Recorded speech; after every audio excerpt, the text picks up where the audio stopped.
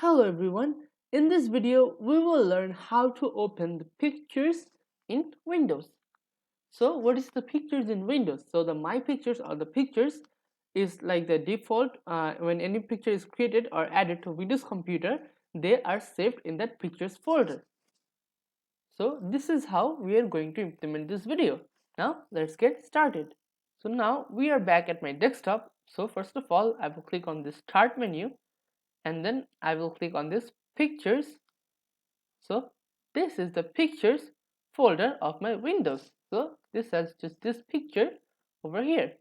So this is the pictures folder in Windows. So this is how you open the pictures directory or the pictures folder in Windows. Now let's have a look at the summary.